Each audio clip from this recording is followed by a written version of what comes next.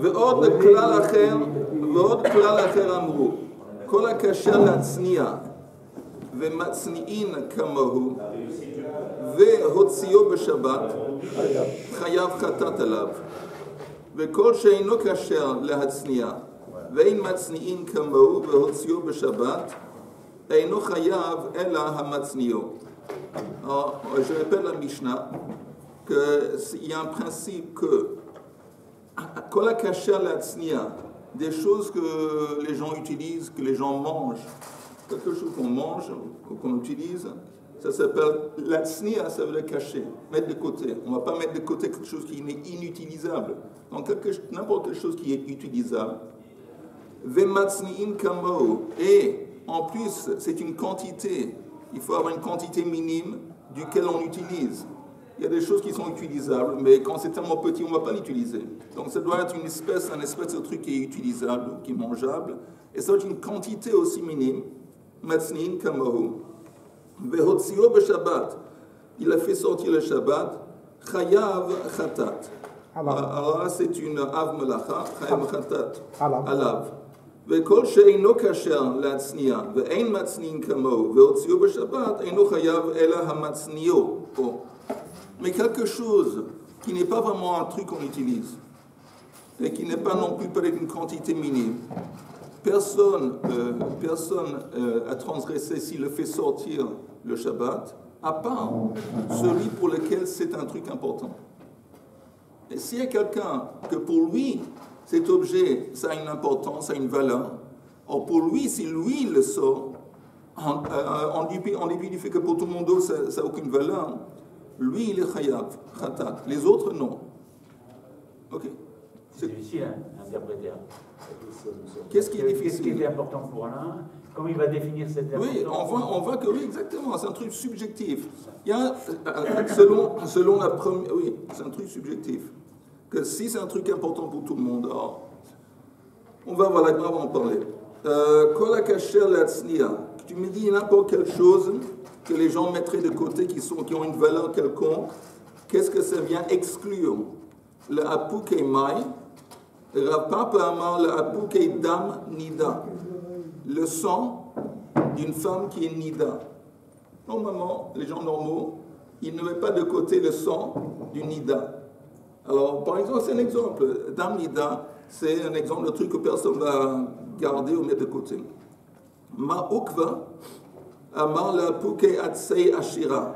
Lui, il donne un autre exemple, Rav Ukva, des morceaux de bois qui proviennent d'un arbre qu'on a utilisé pour idolâtrer. Et on sait qu'on n'a pas le droit de profiter quoi que ce soit de l'idolâtrie. Donc, Bokotov. Donc, ce genre de bois, il dit c'est un exemple de quelque chose que personne ne met de côté. Maintenant, Manda Amar Dan Nida. Le secours est dédié à la refoua Shlema Omira de Raphaël Ishaï Eliyahu Ben Ronit.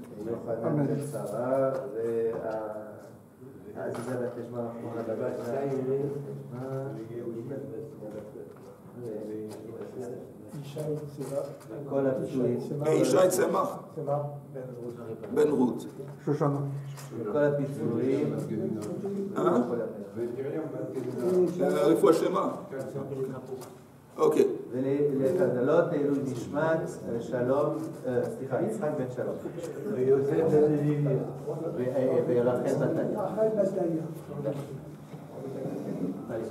בתיה. Alors je vais demander aux retardataires, si c'est possible, la prochaine fois de venir à quelques minutes, 2-3 minutes plus tôt. Il a fait un moment aujourd'hui. On reprend la Mishnah parce qu'on est des chic-types. La Mishnah, très vite, très vite.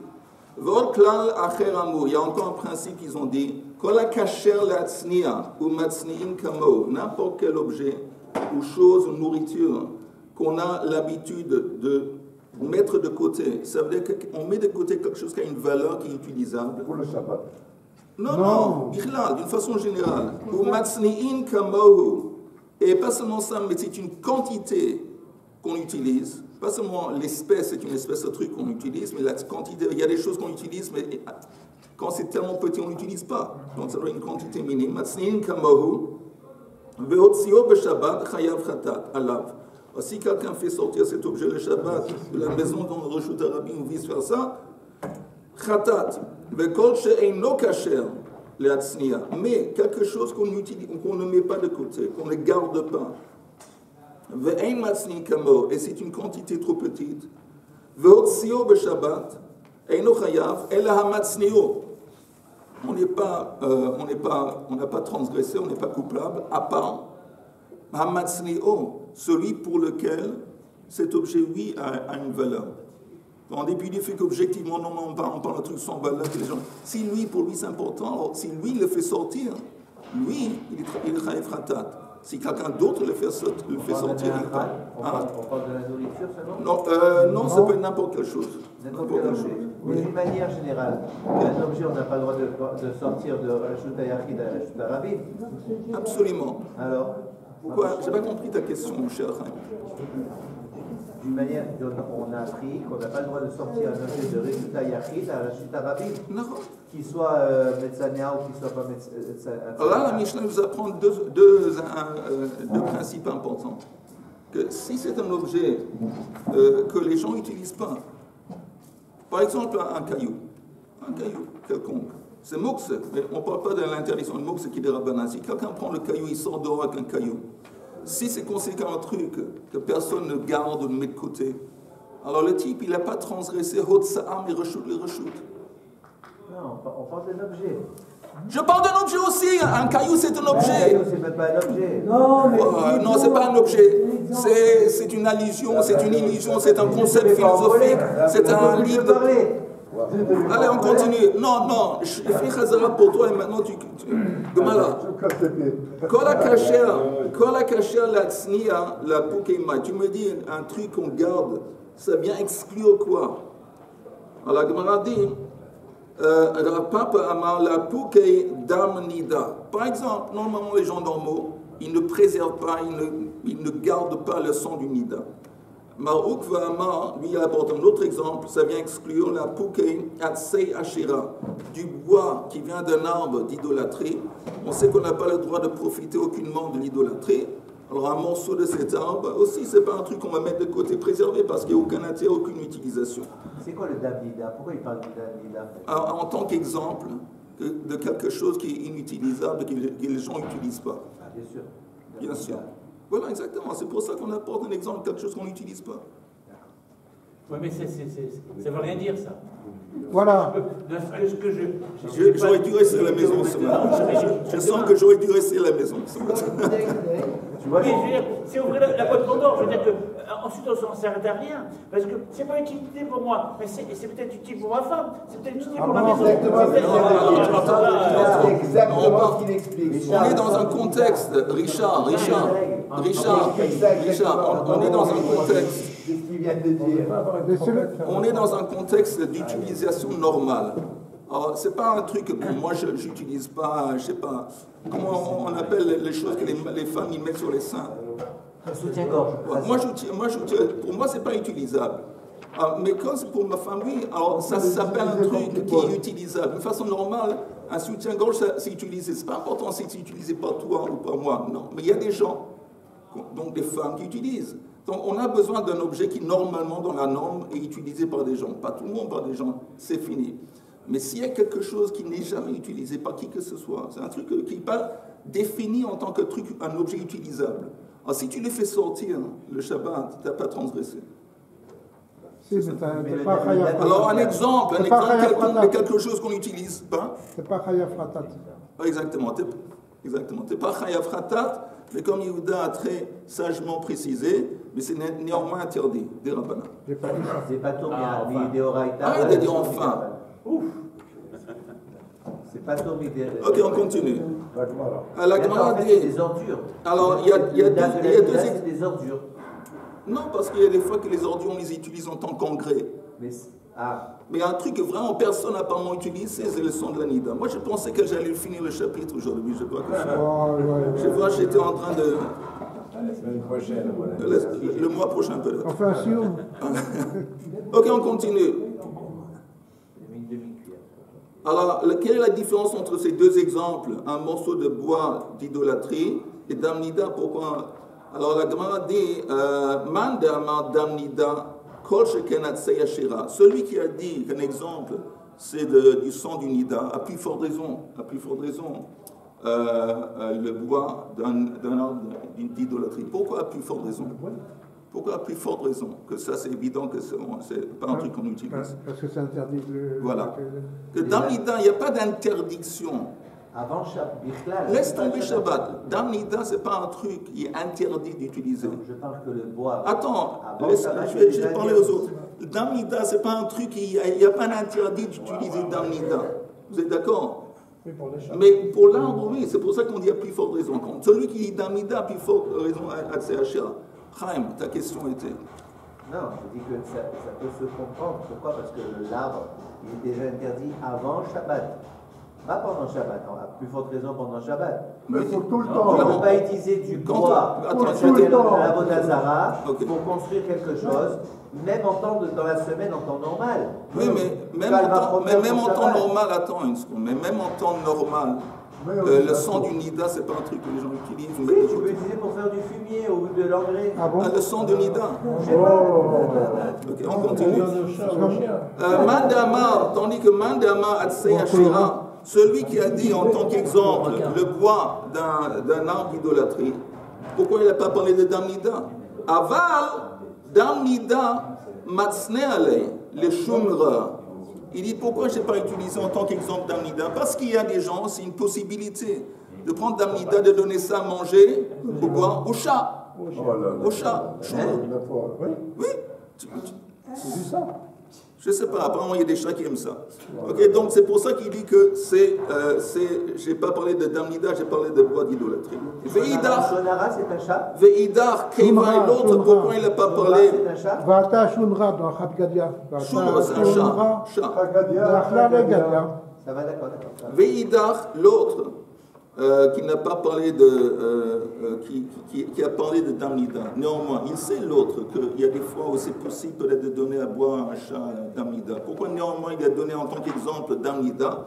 Veidar Kevan de Khalcha lo Matsnale. Apparemment, c'est un truc bizarre, que quelqu'un qui donnait à boire à son chat Damnida, ça entraîne une faiblesse, ça va l'affaiblir. Non, pas le type. Et donc, en dépit du fait que c'est concevable, c'est théoriquement concevable que quelqu'un va donner à son chat Damnida, on ne va pas le faire parce que, soi-disant, les gens ils savent que si tu le fais, ça va t'affaiblir d'une façon significative. Ok. Mais le principe, il est clair. Amar Rabbi Yosef Bar Hanina, Hai de lo que Rabbi Shimon. Notre Mishnah, elle n'est pas comme Rabbi Shimon. De Ike Rabbi Shimon, Ha Amar lo amru kol ha-shiurin halalu, ele le matzniehen. Rabbi Shimon a dit que ces critères dont a parlé la Mishnah, ça doit être un truc qu'on utilise, qu'on met de côté, ça doit être un truc, une quantité minime. C'est seulement lo amru kol ha-shiurin halalu, ele le matzniehen. Alors ça veut dire que, bon, en fin de compte, on va en parler. On va parler tout de suite la page prochaine. Parce que ça veut dire que c'est seulement pour eux que c'est un problème, mais pour les autres, non. On va voir tout de suite qu'est-ce qu'il veut dire. En haut de la page suivante. Amar Rabbi Elazar, Hadelo ke Rabbi Shimon ben Elazar, Netzania. Klal Amar Rabbi Shimon ben Elazar. Kol she'eno kasher le'atznia, ve'ein matzni'in kamohu, ve'hurshar leze, ve'itznio, ובא אחר והוציאו, נתחייב בזה במחשבה של זה. Alors j'ai traduit les mots de la Braïta. Klal Amar Rabbi Shimon ben Elazar, il a enseigné ce principe. N'importe quelle chose, kol she'eino kasher le'atznia, n'importe quel objet qui n'est pas normalement un objet utilisable, que les gens utilisent. Et c'est pas un truc, c'est pas non plus au niveau de la quantité. Ein matznin kamo. Ça veut dire quoi? Même un truc utilisable, mais à partir d'une quantité tellement petite, personne ne l'utilise. Mais même un truc comme ça... C'est combien Camaro? Pardon? C'est combien Camaro? Je ne sais pas. J'imagine que pour chaque objet, il y a un critère différent. Ein Matznin Kamo, que cette quantité petite, personne n'utilise. Non, je te dis, ça dépend de l'objet. Ve'hurchar leze, ve'itzniyo. Mais il y a un type, il y a un monsieur, ve'hurchar leze, ou Matzniyo, lui, il utilise. Comme on avait dit avant, le sang de Nida, lui, il utilise pour donner à boire à ses chats. Par exemple, ve'ba'acher ve'hotziyo, nitrayev ze, ve'marshava shelze. C'est pour ça qu'on dit la Mishnah n'est pas comme Rabbi Shimon, Rabbi Shimon ben Elazar. Parce que lui, il dit que non, c'est suffisant qu'il y ait une personne que pour lui cet objet est important, que lui, pour lui, il utilise cet objet. À partir de ça, il impacte les autres. Que les autres non plus ne vont pas pouvoir sortir cet objet à cause de lui. Ça, la Mishnah n'est pas comme lui, Bekitso. Ce n'est pas la halakha non plus. Okay? Donc, on dit si pour une personne, c'est considéré comme un objet utilisable, c'est vrai que pour les autres aussi. Ça suffit qu'une personne l'utilise. Okay, mais ce n'est pas comme lui. Ok, nouvelle Mishnah. S'il n'y a pas de questions. Il y a deux avis là, on a vu Rabbi Shimon et l'avis de. Et la Mishnah en fin de compte. La Mishnah. Tanakama. Oui. Oh, non, la Mishnah. Non, mais il parle de deux choses différentes. C'est quelque chose qui. La halakha, elle n'est pas comme ça, que si ça peut être important pour une personne, ça le rend interdit à tout le monde. Exactement. La halakha, elle n'est pas comme ça. Je l'ai dit. Hein? Je l'ai dit. J'ai dit que c'est pas comme ça. Il n'y a pas de Tanakama, il y a la Mishnah. Il n'y a pas de. Quand on dit Tanakama, c'est qu'il y a deux opinions. Dans la Mishnah. Oui, dans un bright Mishnah. On dit Tanakama, première opinion, Tanakama, après deuxième opinion. Oui. Ici, dans la Mishnah, il y a seulement une opinion. Il n'y a pas de Tanakama. Mais on dit que notre Mishnah, elle est contre Rabbi Shimon. Rabbi Shimon dit autrement, il n'est pas d'accord avec la Mishnah. Parce que, tu sais pourquoi? Parce que la Mishnah te dit que s'il y a une personne que pour une raison ou une autre, il utilise un truc, il utilise un objet que pour les autres, c'est un objet pas important.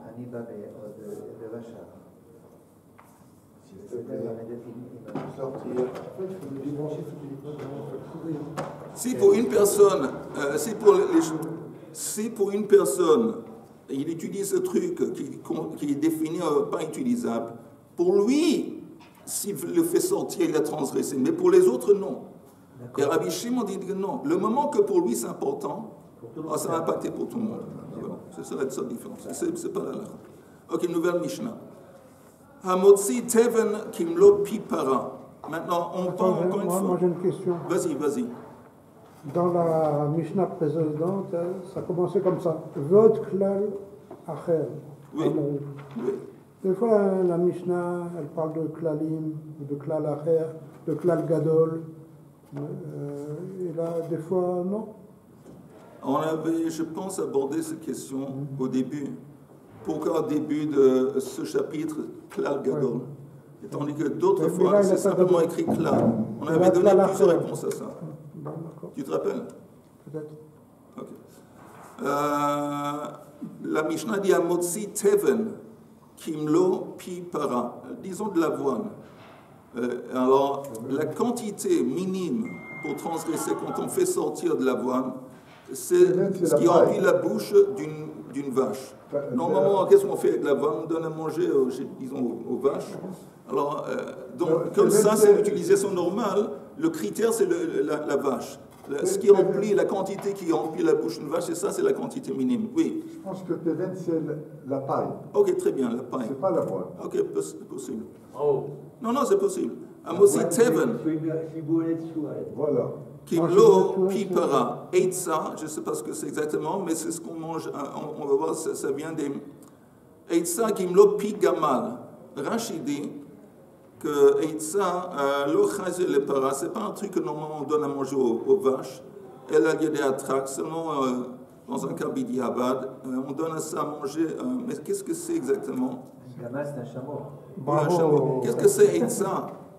C'est pas Eitza, Rashi dit que plus tard dans la Gemara on va expliquer. C'est pas des algues. La bouche du chameau est plus grande que celle du. Oui. Bon, elle est beaucoup plus grande. Oui. C'est pas de l'algue, des algues? Non, je pense pas, non. Non, non, je sais qu'en hébreu c'est... Non, ici non. C'est un litre, 2 litres. Ça fait quoi la date? C'est pas quand on prend un verre, c'est difficile quand on voit un œuf. On sait établir combien il y a de grammes. Un œuf, c'est kazaïd, on arrive à faire. Mais quand c'est une bouche de chameau ou une bouche de vache, c'est 2 litres, c'est 3 litres, on a besoin d'une mesure. Oui, mais attends une seconde. C'est un machoupo. À l'époque, à la belle époque des paysans et tout ça, à l'époque de Khazan, ils n'avaient pas vraiment souvent des litres. Eux, c'est des gens qui travaillaient dans la nature, dans la vie, ils travaillaient avec des animaux.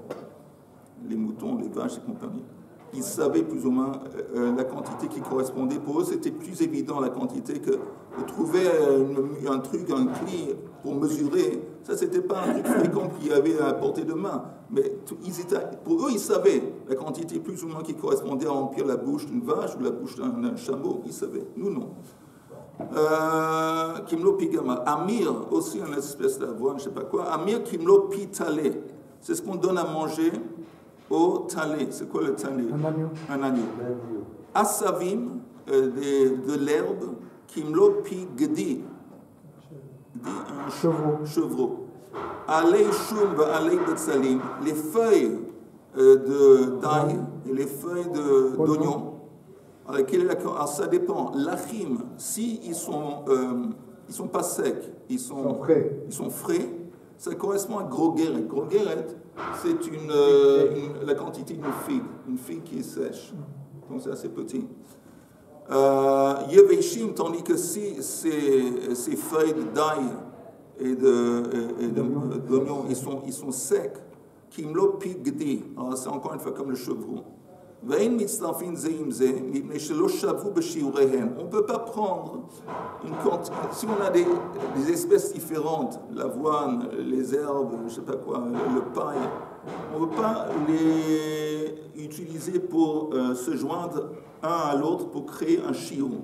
Parce que comme chacun correspond à un chiour, chacun il a une mesure différente, donc on ne peut pas les joindre ensemble pour créer un chiour. Alors j'ai une question. Vas-y. Tous les exemples sauf un, ça s'apporte à la bouche d'un animal. Oui, tout d'un coup, au milieu, on parle de grogeret, qui est un autre végétal. On compare un végétal à un autre végétal.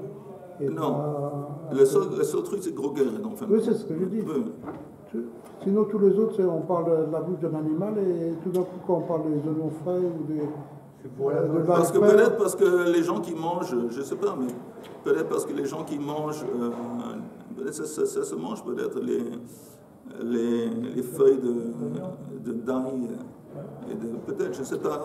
Bonne question. Regardons le Rashi s'il dit quelque chose.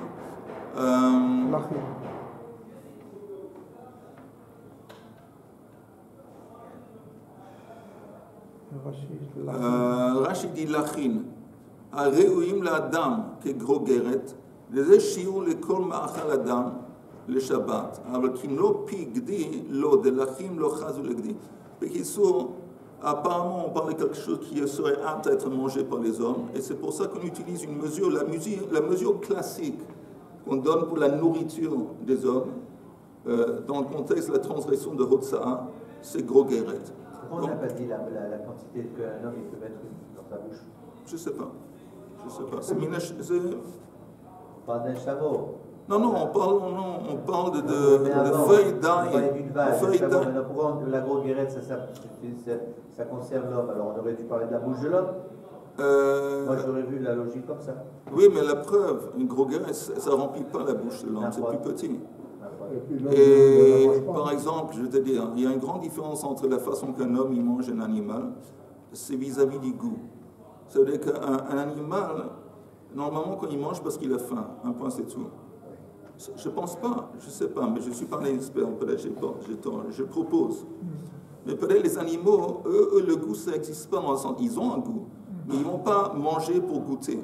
Nous, oui, on peut manger pour goûter. On mange avec les yeux, on mange avec l'envie, on mange... Non, mais on peut manger une petite quantité. Pour nous, ça s'appelle manger, en dépit du fait que ce n'est pas une quantité. Parce que ça ne se rapporte au goût. C'est un truc qui est humain, peut-être. La Gemara demande, c'est quoi ce truc dont on parle à Mishnah Eitza? Maï Eitza. Amar Rabbi Yehuda Teven shel minei kitniot. C'est de la paille, des tiges, des écorces qui sont liées aux kitniot. Kitniot, c'est les... Non, les fées. Non, les légumineuses. Légumineuses. Ok. Puisque les Ashkénazes, ils ne mangent pas avec ça. Exactement. Et les Marocains. Qui atteint? Les Marocains, ils mangent le kitniot? Non, ils ne mangent pas kitniot. Non, les Marocains, ils ne mangent pas kitniot? Ok. Non, je ne sais pas. Qui atteint? Qui atteint Rav Dimi? Alors, Qui atteint Rav Dimi Amar Hamotzi Teven Kimlo Pi Para les Gamal. Qu'est-ce qui se passe si tu fais sortir une quantité de paille qui normalement donne à manger pour les vaches et qui correspond à la quantité minime pour la bouche d'une vache, mais tu le fais sortir pour un chameau. Hamotzi Teven Kimlo Pi Para les Gamal. Rabbi Yochanan, donc d'un côté, c'est conseillé comme une mesure suffisante vis-à-vis de la vache, mais si tu ne donnes pas le manger à la vache, tu le manger au chameau, qu'est-ce qui se passe? Rabbi Yochanan Amar Chayav, Rabbi Shimon ben Lakish Amar Patour. Alors, Be'ort, c'est la nuit. Be'ort Amar Rabbi Yochanan Hachi. La nuit, Rabbi Yochanan a dit qu'il est Chayav. Le Tzaf, le lendemain matin, il a changé d'opinion. Hadarbe. Il a changé d'opinion. Amar Rav Yosef, Shapir Avad de Hadar. Il a bien fait de changer son opinion. Deha lo chazé les gamar. Parce que la quantité qu'il a fait sortir de paille, elle n'est pas apte, elle n'est pas faite, elle n'est pas suffisante pour un chameau. Donc comme il l'a fait sortir pour le chameau, et comme ce n'est pas un truc pour le chameau, il a raison, il a bien fait de changer d'opinion. Amar le Abaya, Adaraba, au contraire. Que de Meikar Misraba, c'était plus logique ce qu'il avait dit au début. De Hachaz et le para, parce que la quantité qu'il a fait sortir, elle était suffisante pour une vache. C'est quoi en fin de compte? C'est quoi la marloquette? La marloquette, encore une fois, c'est peut-être Chefze Vegavra. Chefze Vegavra, est-ce qu'on va selon l'objet ou le sujet? Cette quantité de paille, objectivement, c'est une quantité suffisante parce que vis-à-vis de la vache, c'est suffisant. Maintenant, mais si on met en relief le sujet c'est le chameau au lieu de la vache, alors là il y a un problème. Ça dépend encore une fois qu'est-ce qu'on met en relief, l'objet ou le sujet. Grave, et encore on ne parle pas du liquide, de l'eau. Je ne sais pas. Le chameau, Je ne sais pas pourquoi. On continue. On va essayer de finir le chapitre. Et la Kiat Ravin Amar, Amotzi Teven. Quand Ravin est venu, il a enseigné. Amotzi Teven. Kimlo pi para les gamal. Le cas dont on vient de parler, que quelqu'un fait sortir la paille, quantité suffisante pour la vache, mais pour un chameau. De Koulian me le pligue de Chayav, tout le monde est d'accord qu'il est Chayav. Qui pligue, parce qu'on va selon l'objectivement. Qui pligue bemotzi eitza, kimlo pi para le para. Bon, on ne parle pas de ça. On parle de quelqu'un qui a fait sortir eitza, on avait dit, c'est les détritus des légumineuses. Et normalement, le critère pour ça, c'est quoi? On avait dit, et ça, c'est dans la Mishnah, on a dit quoi? Et ça, c'est pour le... et ça, c'est ce qu'on donne à manger au chameau. Alors, il a fait sortir ce kimlo pi para, les paras. Bon. Il a fait sortir une quantité de eitza qu'on donne normalement au chameau, mais une quantité qui est apte pour la vache. Donc, une quantité largement pour la vache. Oui, non, mais il a fait sortir une quantité plus petite d'Eitza. Donc la qualité de l'espèce, au lieu de... il a fait sortir la quantité qui correspond à la vache, mais pas l'espèce de nourriture. Normalement, une vache ne mange pas Eitza. Elle peut manger, mais ça s'appelle bidiavad. Ce n'est pas normalement ce qu'elle mange. Elle le mange peut-être avec difficulté. Ce n'est pas son truc. Alors dans ce cas, il y a une marloquette. Et il faut inverser les opinions. Ipre itma. Rabbi Yochanan Amar Patour. Rabbi Yochanan dit il est Patour. Et Shlakish Amar Chayav. Rabbi Yochanan Amar Patour. Achila al yedei atrak loshma achila. C'est quoi achila al yedei atrak? Manger d'une façon qui n'est pas normale.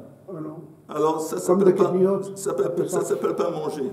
Or, une vache, normalement, la nourriture naturelle pour une vache, ce n'est pas les détritus des légumineuses. Elle peut le manger.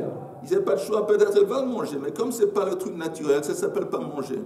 Ce sont Rabbi Yochanan, il n'est pas chayav. Tandis que Rish Lakish Amar, chayav. Achila al-yedei atrak, shma achila. Lui, il dit que non. Tant qu'il peut manger, tant que la vache peut manger ce eitza, même si normalement ce n'est pas la nourriture normale de la para, néanmoins, tant que c'est mangeable par la para, c'est suffisant. Achila al-yedei atrak, ça s'appelle achila. Il faut faire une distinction quand même. Entre les vaches ashkénazes et les vaches séfarades. C'est sûr. Parce qu'il y en a qui mangent des légumineuses et il y en a qui mangent pas. C'est vache que tu dis, franchement. ça, oui. Non, mais il a raison, il faut faire une différence. Voilà. Parce que les Sfaradim, ils donnent le shefa, le manger, que ce soit le teven et tout ça, tandis que l'Ashkénaz, ils sont mesquins. Ils donnent mesure par mesure. On parle de mesure. Après le chiot, je vais me plaindre. Je vais me plaindre aux dirigeants du centre. Et je vais dire qu'il y a du racisme dans votre et je vais porter plainte. Il y a du racisme ici. Ok. Va Tanya, on avait dit dans la Mishnah que pour le talé, pour le chevreau, c'est une quantité de amir. Amir, ça correspond à la bouche d'un talé. Et il y a une braïta qui dit qui dit que non, pour le talé c'est grogeret, la figue. Il dit il n'y a pas de contradiction et ça correspond exactement à la même mesure. C'est deux termes différents pour la même mesure. C'est quoi Amir? C'est de la nourriture? Amir, c'est une espèce d'avoine. C'est un chanteur. Alei shum va alei betzalim lachim. On ne peut pas poser de question. Non, je vais finir le chapitre. Non, je préfère finir le chapitre. Alei shum va alei betzalim lachim ke grogeret veyaveshim ke lopi. Bon, je ne sais pas si on va arriver à finir. Alei shum va alei betzalim lachim ke grogeret veyaveshim kim lo pi hagdim. Ve'in mitzrafin ze im ze mipnei shelo shavu b'shiurehen. Et on a dit dans la Mishnah qu'on ne peut pas rejoindre ces choses ensemble parce ils ont des mesures différentes. Donc si on ne peut pas les rejoindre ensemble. Additionner. Additionner. Oui. Alamar Rabbi Yosef Bar Hanina. Vous y êtes. Richard, tu es concentré. Tu sais où on est, dans quelle page? Alamar Rabbi Yosef Bar Hanina. Ein mitztarfin le chamur shebehen. Aval mitztarfin le kal. Qu'est-ce qu'il vient de dire? Il dit il faut comprendre la Mishnah de la façon suivante. Quand on dit qu'on ne peut pas additionner un élément à l'autre pour créer un shiur, ça veut dire que tu ne peux pas ajouter à quelque chose qui est plus sévère. Quel est le critère de sévère et de kal? Le critère de sévère, c'est la quantité. Le plus la quantité est petite, le plus c'est sévère, exactement. Tandis que si on a le droit de faire sortir une quantité plus grande, cette espèce de nourriture est considérée comme yoter kal. Alors lui, il dit que tu ne peux pas prendre une espèce qui vient d'une quantité grande pour aider à compléter le shiur d'un truc qui est sévère. Ça, tu ne peux pas faire. Mais tu pourrais faire l'opposé. Tu pourrais prendre une espèce qui vient de quelque chose qui est chamor et le rejoindre à quelque chose qui est kal pour créer la mesure qu'on a besoin. C'est ce qu'il est en train de dire. Alors, mitzrafin le kal sheben. Vekol de l'oshav, maintenant la Gemara s'étonne. Vekol de l'oshav ou beshiurayu, mi mitzrafin. Tu me dis que s'il y a des choses, des mesures différentes, on ne peut pas les ajouter un à l'autre pour compléter un shiur. Et pourtant, on a une Mishnah, Vatnan. À Beged, on parle de quoi? On parle de Tumat Zav. Tumat Zav ou Tumat.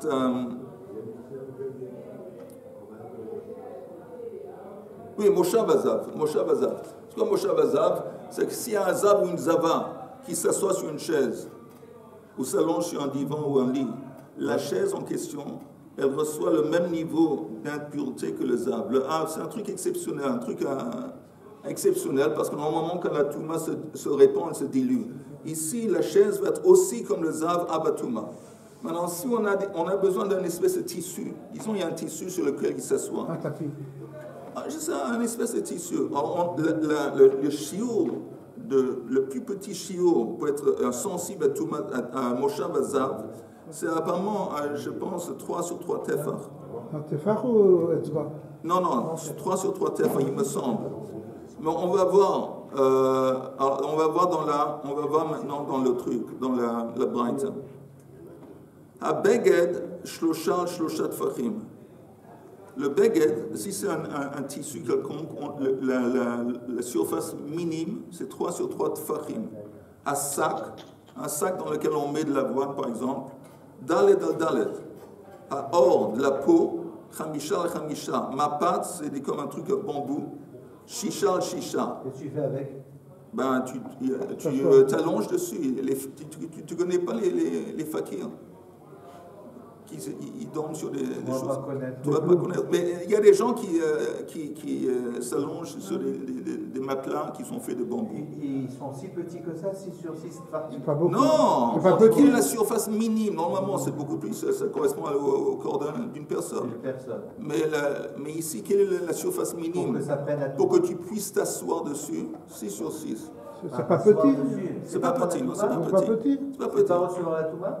Pour recevoir la Touma, on a besoin que la surface est considérée comme importante.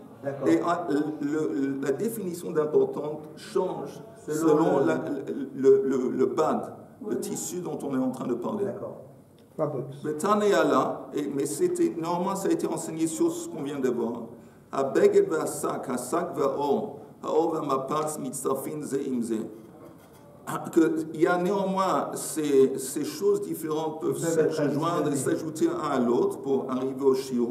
Et pourquoi? Rabbi Shimon explique. Parce qu'il dit, écoute,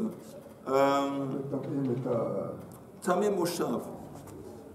Tamé Moshav, c'est que si on met sur le dos d'un âne, on met qu'est-ce qu'on appelle un tapis, une espèce de tapis pour s'asseoir dessus. Une selle? Non, pas une selle. Un truc, parce qu'une selle, c'est fait de peau. Mais le tapis. Sur le tapis, on met, disons, une selle, où on s'assoit directement dessus si on est un Indien. Mais le tapis, alors il y a des fois que le tapis, il a des trous. Et on attache d'autres choses pour... Comment on appelle ça? Pour repriser. Repriser. Klai al klai, il y a un mot en français. Genre de patchwork. Patchwork, exactement. Alors si, comme c'est normal dans le contexte d'un tapis sur le dos d'un âne, de prendre des morceaux de tissu et de choses qui viennent à droite et à gauche, comme on voit qu'ils peuvent se compléter dans ce contexte de Moshav Hazav. Donc on dit que c'est pour ça qu'ils peuvent se compléter ici, même en dépit du fait que les shiurim sont différents. Quand on dit encore une fois, quand on a donné des mesures pour les tissus différents, ce n'est pas à cause de Moshav Hazav. C'est simplement quelle est la surface minime qui considère comme suffisamment importante pour recevoir la Touma. Alors ça dépend du tissu. Mais on nous dit que tous ces tissus différents qui ont des mesures différentes sont capables de se rejoindre et de s'ajouter ensemble, parce que dans le contexte de Moshav Hazav, dans le tapis, sur le tapis qu'on met sur le dos d'un âne, on peut, oui, apparemment c'est Mekoubal, ça se fait qu'on va attacher, coudre ensemble des morceaux de ces tissus différents. C'est ce qu'il dit. Alors, c'est le contraire de ce qu'on a vu dans la Mishnah d'avant. Ah oui, c'est ce qui alors, justement, mais si c'est un truc qu'on n'a pas, il n'y a pas un contexte dans lequel on les rejoint ensemble, donc on ne peut pas les rejoindre ensemble. Et donc apparemment,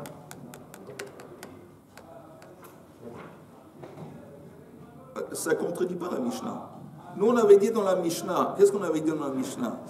Qu'on parlait de quantité d'avoine et de pain et de trucs différents. Et on sait qu'on a besoin d'une mesure minime pour être considéré comme une transgression quand tu le fais sortir. On avait dit que ces choses ne peuvent pas s'ajouter une à l'autre, surtout si tu ne veux pas ajouter un truc qui est kal, un truc qui est chamour. Maintenant, il y a une précision. On nous dit que... Ben donc, c'est pas la même chose. Attends. On nous dit que... On ne peut pas rajouter, là, on peut rajouter. On ne peut pas les rajouter. Mais là, on peut rajouter. Attends une seconde. Mais on a dit, selon la précision de Rabbi Yosef Bar Hanina, tu pourrais prendre le chamour et utiliser le chamour pour compléter le kal. Ça, c'est pas possible. Alors ici, selon ce qu'on vient d'apprendre maintenant, La seule façon que tu peux compléter des choses avec des mesures différentes, sans parler de chameau ou de kal, c'est que s'il y a au moins un contexte dans lequel on voit qu'on les relie ensemble. Quel est le contexte? Le tapis qu'on met sur l'âne. Mais ici, il n'y a pas. Dans les espèces d'avoine qu'on donne à manger aux animaux, il n'y a pas. Alors, comment tu peux proposer qu'on peut prendre une espèce d'avoine, s'il y a chameau, et l'utiliser pour compléter quelque chose qui est calme? Comment ça marche? Et la réponse qu'on va voir tout de suite est Hachenami Chazia le dogma. C'est quoi le dogma? Hélas, on va devoir finir ici. Je dis hélas parce que Rashi dit le dogma. Mishe Yeshlo Linkor, quelqu'un qui a un magasin dans lequel il vend de la paille, de l'avoine, ce genre de choses, il le vend aux gens qui vont utiliser ça en tant que nourriture pour les animaux. Alors, Tsover Mikulan Venoten Lifnei Chalono, il va accumuler, il va entasser des espèces différentes, un sur l'autre, pour montrer ça dans la vitrine, en face de la vitrine aux autres, aux clients en potentiel. Chez Yeshlo Linkor Mikulan, il veut démontrer qu'il a toutes ces espèces différentes de nourriture. Et pour lui, c'est bien qu'ils sont entassés un sur l'autre. Pourquoi? Comme on parle de choses qui sont légères, s'il y a un peu de vent qui souffle, ça peut facilement, dans un magasin, je ne sais pas, il y a du vent, mais comme il y a du vent qui souffle, ça peut les éparpiller. Donc, on a trouvé un contexte dans lequel, oui, on rejoint ces éléments différents ensemble. Un commerçant qui vend aux autres la nourriture des animaux. Alors, juste en lui, la nature est qu'ils vont entasser ces choses différentes une sur l'autre pour que ça devienne lourd, que ça ne va pas se répandre avec le vent. Alors, comme on voit ici, ça correspond au dos de l'âne. On a trouvé un exemple de quelque chose qu'on peut rejoindre ensemble, et voilà. Oui, mais écoutez, c'est un cas vraiment... Oui, mais on a trouvé c'est un cas exceptionnel. Oui, Je sais pas. un cas, c'est suffisant. Non, un cas mais on avait vu juste... Oui, Yehuda, vas-y. On avait vu dans d'autres cas que quand ce n'est pas une utilisation normale, alors ça ne rentre pas en... Oui, mais attendez une seconde, je vais dire la chose suivante. Si on ne finit pas maintenant ce chapitre, oui, qu'est-ce que ça veut dire? Que dimanche, on va devoir apporter 2 masertot. Non, si non.